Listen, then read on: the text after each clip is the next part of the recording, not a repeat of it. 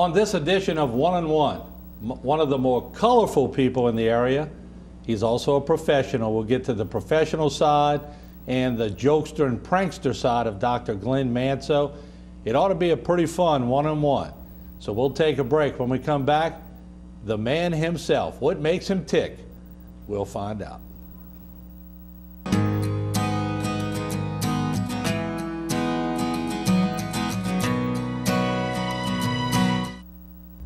Did you know that there are more than 180,000 amputations annually in the United States?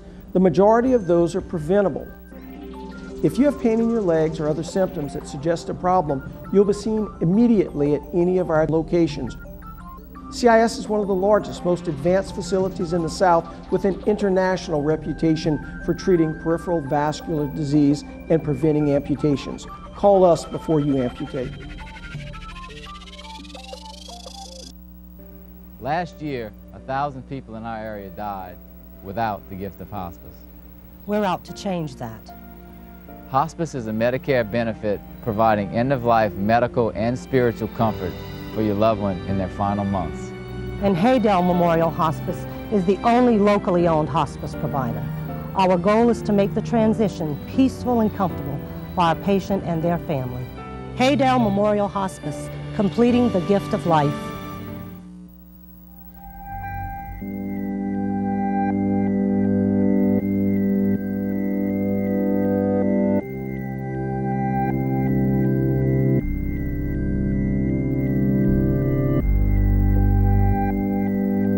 Put together a crew of top specialists, and you can do amazing things.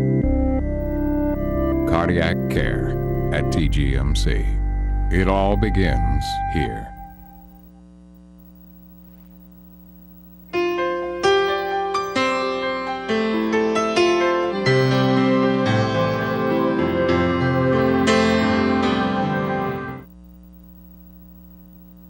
Because you're in a field that has been striving not only for attention but acceptance in the early years of your career, and you've sort of achieved that now, when did you know that you, and plus you have a dual role, physical therapist and chiropractor, but as a chiropractor, when did you know that your profession had made it?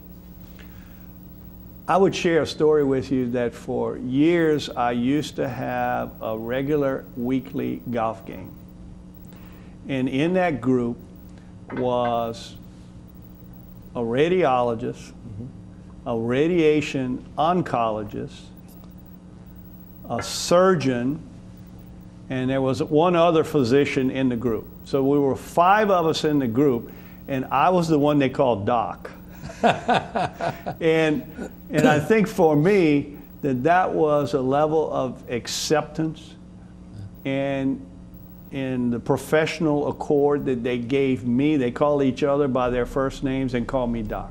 Okay. And so I think that being able to sit and discuss rationally, and when we see, medical physicians make appointments for themselves to come see us, or their spouse or their children or their staff in their office, we realize that they trust our knowledge to diagnose and treat when appropriate, and also when to refer. What I was about to say, if you see a 16 millimeter disc in a back, you might not, you're going to pass it on. We will almost invariably be getting a neurology and or surgical consultation on that patient. Right. And so, we order a lot of the same diagnostic testing that our counterparts in medicine order, and we discuss cases on the phone, or we email each other about clinical cases. And there's just a level of respect because they understand mutual knowledge. We examine the same way. We might use slightly different methods of treatment, but our ultimate goal is to manage a patient and try and get a patient well as safely as possible. Right. What makes Dr. Glenn Manceaux put the light switch off when you're leaving your office every day and want to go to chamber meetings, want to go to all these extracurricular things that you're involved in. And I know you got a great wife, and I know you have great kids, and I know you got 3 grandchildren now, but you still have to go and get involved in things. What's that trigger that makes that happen for you? I'm sure you're familiar with the expression, to those that much has been given, much is expected. And I have been really fortunate and blessed to have been given an opportunity to be successful and to be able to be well educated and to have a healthy family and live in a prosperous community. And so to sit on the sidelines and not give back to my community or not contribute to my profession, which has been very good to me, for lack of a better word, would simply be selfish. And I don't think I would be real happy. So now that doesn't mean I'm not prepared to slow down a little bit, because my family would like for me to be able to spend more time with them, and I do want to be around more for my grandchildren. But when there's a cause, and it's a powerful cause, it's hard for me to sit idly by and not jump in, particularly if it's something that is going to affect our community or my family. Something you've always been involved in on the sidelines of high school athletics. I did almost 20 years as a sideline team doctor. Had to back away when I started traveling so much for the American Chiropractic Association, because almost every weekend I was flying somewhere around the country. And so had to back away from that. I still occasionally attend a high school football game and work the sidelines. But I enjoyed doing that, and I enjoy working with athletes. It was part of another postgraduate level of training where I achieved a chiropractic sports physician status. And I've always enjoyed that. I got to work on 3 national sports medicine teams, and that was a lot of fun and really enjoyable. How do you, God, and I've been knowing you forever, and I've seen people in our group juggle everything. But how do you juggle it? How do you make it all work? I have, and I still am a student. I still read and study books, tapes written on the principles of success. But where do you have time to do this? Are you up at 2 o'clock in the morning? Well, I'm a self-taught speed reader, so that helps a lot. Right. I can process written information very quickly. Okay. But the rest of the time, I do it with audiobooks in my car. I rarely have the radio on. There is usually an audiobook plugged into my vehicle. And so back and forth to work, or back and forth to the airport, or to my timber farm up in Mississippi, I'm usually listening to an audiobook. And it's amazing how many books you can process by doing that. When you think of how much time you spend piddling around in your car, you can process a lot of audiobooks. So you're one of these people that just can't get enough of everything. Yeah, that's a pretty good way of putting it, Martin. Okay, all right. Always want to learn something new. Absolutely. Absolutely. And never get tired of it. So you haven't reached that point yet where you're going, okay, I've learned enough. Oh no, I'm not even close. Okay. I'm not even scratched the surface of the things that I want to continue learning about. Now you got 3 grandchildren to throw in, and one of them's a little older, but 2 of them are very close in age. So something tells me they're spoiled. Well, they're spoiled, and probably not as spoiled as they're going to be, and that's the beauty of being a grandparent, is you can spoil them and give them back, but they're also a lot of fun. They are just a whole lot of fun. I mean, my 2 daughters and my 2 son-in-laws, we spend a lot of time with them, and we do a lot of things together, and it's fun watching those little ones now morph into older children. The two girls are still young. They're only 3 months old, but my grandson Owen is 3 years old, and he's just a lot of fun and such an athlete already.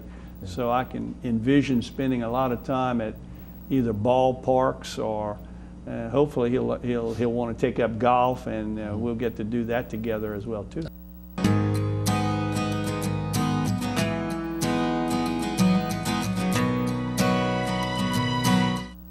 What are we having for lunch? The 10-piece combo, half regular, half boneless, original hot with fresh cut seasoned fries, homemade ranch, and a nice cold Coke. How about you? New glider sandwiches. The what? New glider sandwiches. Perfectly delicious fillets of 100% white meat, sauced in my choice of 9 mouth-watering flavors, served on a freshly baked yeast roll. I'll have what she's having. The new glider sandwiches, only at Wingstop. Every year in Terrebonne Parish, someone you know is either injured or killed in a boating accident. I'm Joe Waits Jr., District Attorney, and I'm here to tell you when it comes to alcohol, the same rules apply to boats as they do vehicles. This year, don't be one of the arrests that I make. Alcohol and boats do not mix. Get a designated driver. So remember, whether it's boats or vehicles, the same rules apply. Last year, 1,000 people in our area died without the gift of hospice. We're out to change that. Hospice is a Medicare benefit providing end-of-life medical and spiritual comfort for your loved one in their final months. And Haydell Memorial Hospice is the only locally owned hospice provider. Our goal is to make the transition peaceful and comfortable for our patient and their family. Haydell Memorial Hospice, completing the gift of life. But when you're sitting down, especially with your two son-in-laws, now I know two sides of Glenn Manceaux. One, let me tell you a joke, and two, sit down, let me tell you a little bit about life. What do they get more of from you as a father-in-law? I think there's a pretty good balance of both, but you know, I'm fortunate in that as young as they both are, they're pretty wise in their own right as well, and they're very generous. And fortunately for me, they love to hunt and fish and play golf and sports, and so we watch a lot of ball games together, and we play together a lot. One of my son-in-laws is a chiropractic physician. Right. So he's a partner with me, and so he and I get to exchange a lot of clinical dialogue. Right. You know, we'll talk clinical cases together, and that's a whole lot of fun. Yeah. And of course, my other son-in-law is a businessman, and so we talk a lot about business things. And in fact, last week we took a concealed weapons class all together, and that was a lot of fun. I don't want to ask any more. I can see you with a concealed weapon. Of course, you being a lot of people see one side of Glenn Manceaux. They see the doctor side because you treat them. Right. But then there's other people that see the business side of Glenn Manceaux and don't see the doctor. There's other people that see the jokester side. The cut up, the Mardi Gras side, right, or the cut up side. So I've seen them all. You have. But a lot of people don't see them all, do they? No. I mean, those people probably who are closest to me get to see maybe all three sides. I know the family certainly does because I'm constantly cutting up with them. My partners do. You know, my staff does. Right. But yeah, I think there has to be time for fun. You've got to balance life with some joy, and you know, making people laugh or just laughing at yourself. Now, one event you thought was funny was when you almost set my kitchen on fire here at the studio. You thought that was very funny, and I was almost at a panic level. Well, Darryl Brew and I thought it was a lot funnier than you thought it was funny when we tried to deep fry that turkey with a bit more oil in the pot. Right. And I'm not sure whether that had anything to do with the fact that we had all that free wine to sample while we were doing the cooking show. But we sure had a lot of fun, and it ended up being a great show. It did. But it had the potential to not be quite so funny. We can sure laugh about it now, though. My insurance rate went up the minute after y'all were finished with the show. But I do find you have an ability to morph. And, you know, I was taught a long time ago, not a lot of people can switch that gear like that. You have an ability to go from very serious to very funny with the flip of with the snap of a wrist. How do you do that? Well, years of public speaking. I've taught seminars all over the United States for a number of years. To keep an audience of professional people entertained, enlightened for hours on end, you have to be able to interpose some humor and make light of certain situations, even clinical situations. And I think it's just years of practice. But you go into the gray area sometimes and get away with it. I have been don't try told, to get out of this one, because I know I've been on that set about 10 feet away on the news set. I have been told that I push the envelope sometimes. And you tear the envelope. Well, you know, tis better to beg forgiveness than ask permission. So that's why I get in trouble a lot of times. You know how many calls I got after one of your Santa comments? People going, "That was funny, but you might want to push that show back a couple hours next year." Well, you shouldn't have taken my wife's call. That's why. But that was some fun stuff back in the day. We did. We had a lot of fun. What is it that everybody has a legacy?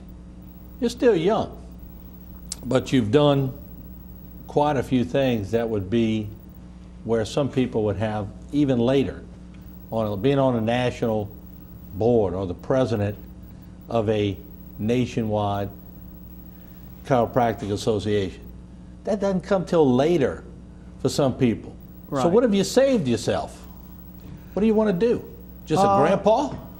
I think the next career, I'm working on a couple of books right now that I'm writing. And so I'm hoping to have as a next career a guest lecturer, maybe do some consultant work with businesses on management and leadership based on all of the years of working with people who have been good mentors to me. So I would like to do more of that. So motivational. Yeah, speaking. and a lot of motivational speaking as well. All right, yeah, I see that in you for sure. I want to have a little fun now, because a lot of people that see you as Dr. Manceaux, others that see you as their physical therapist, still Dr. Manceaux. Then they see you as, well, doc everywhere, but then you're on the chamber, and then you're on the boards of the chiropractic. But let's get into some fun things. First of all, when you flip that switch again, and you're finished with all these board meetings and everything, and you get home, what's your favorite TV show? What do you like? What do you watch? Is it O'Reilly? Who is it? Interestingly enough, I do watch Fox News on a fairly regular basis because I like to keep up with what is going on, not only in our country but around the world. You know me, I'm a political animal. Right. I've been involved. I've moderated a lot of our local political debates and forums. So I do like that. I watch the Golf Channel quite a bit because I enjoy that. And you know, I like some of the sitcom stuff, but some of the stuff that's been previously recorded, you know, Seinfeld, MASH, 2.5 Men, you know. I was sorry to see that go. 2.5 Men, that's right up your alley. It's right up my alley. And interestingly enough, of course, one of the principal characters is a chiropractor. Yeah, you're right. That is true. Yeah. If you were fortunate enough to be stranded on Gilligan's Island with all the rest of them, Ginger or Mary Ann?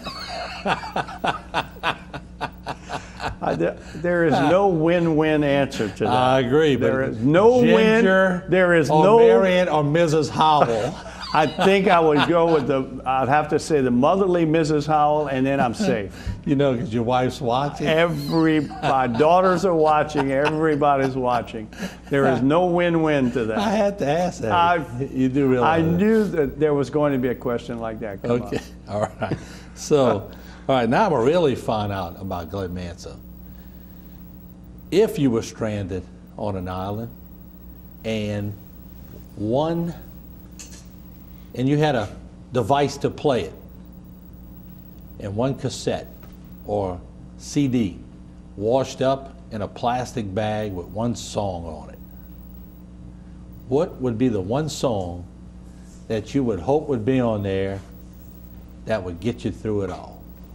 Probably Layla by Eric Clapton. Really? Yeah, I'm a huge Eric Clapton fan, and that song emerged in my high school genre, and I just always thought it was fantastic instrumentation, and obviously quite a love song because he fell in love with his best friend's wife. Fell in love with George Harrison's Ginger wife. or Marianne? Patty. Yeah. And you know, that song was generated as a result of that when he had a rather dark time in his life. But just what a song. Even when he re-recorded it with acoustic guitar, it was still a great song. Absolutely. Yeah, so yeah, probably Layla by Eric Clapton. I really like that song. Okay.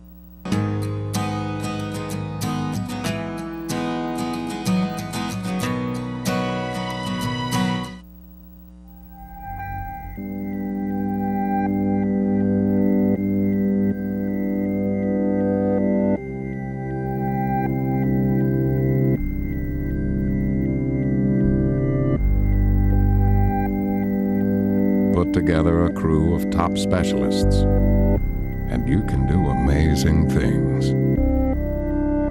Cardiac care at TGMC. It all begins here. The Homestead, Homa's newest and most luxurious assisted living community. Oh, I have friends all over the place here. I've never seen so many people that interact with each other. And now it seems like I know everybody. But everybody is so friendly, and I enjoy it very much. For more information, visit thehomesteadweb.com or call us at 985-223-HOME. The Homestead on Cottage Drive. The lifestyle you deserve, the services you want. Did you know that there are more than 180,000 amputations annually in the United States? The majority of those are preventable. If you have pain in your legs or other symptoms that suggest a problem, you'll be seen immediately at any of our locations. CIS is one of the largest, most advanced facilities in the South with an international reputation for treating peripheral vascular disease and preventing amputations. Call us before you amputate.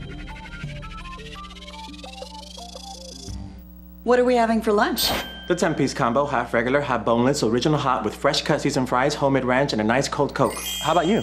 New glider sandwiches. The what? New glider sandwiches. Perfectly delicious fillets of 100% white meat, sauced in my choice of 9 mouth-watering flavors, served on a freshly baked yeast roll. Oh my God. I'll have what she's having. The new glider sandwiches, only at Wingstop.